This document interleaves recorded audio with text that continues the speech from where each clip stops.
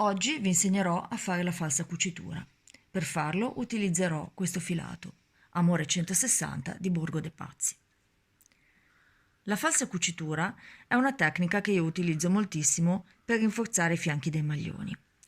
I maglioni che realizzo in tondo senza cuciture, perché la falsa cucitura tende a dare una maggiore struttura al fianco, facendo sì che non si allunghi e non si deformi, e permette di creare, come vedrete, un margine che si piega benissimo e vi permetterà di riporre ordinatamente il vostro capo.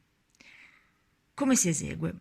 Arrivo lavorando genericamente a maglia rasata fino al punto dove desidero fare la falsa cucitura, che di solito è al centro del sottomanica, la maglia diciamo che delimita il davanti dal dietro.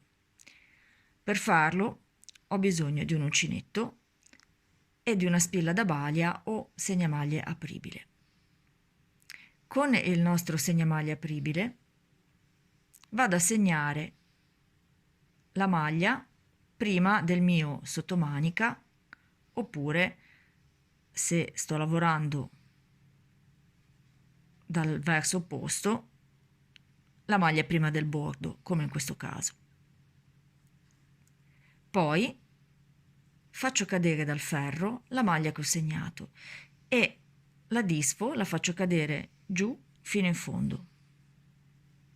Normalmente se questo succede non ci fa piacere, anzi, ma in questo caso dobbiamo proprio provocarlo noi, disfare completamente, far cadere completamente la nostra maglia, che poi andremo a ricostruire con l'aiuto del nostro uncinetto. Disfo tutto e poi ricostruisco. Con l'uncinetto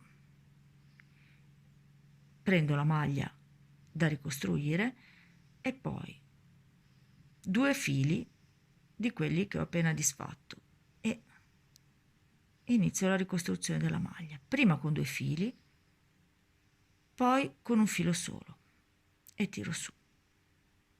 2 fili e un filo solo. Alterno in questo modo una maglia doppia e una singola fino in cima, facendo passare i 2 fili una volta e il filo singolo la successiva,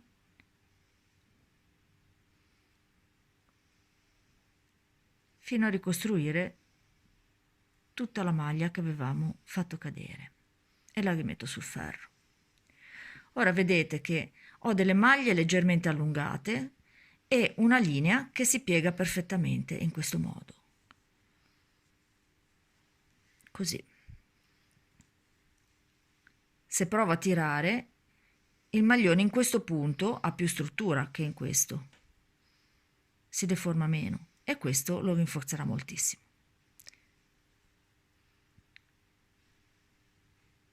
Per oggi abbiamo terminato. Grazie.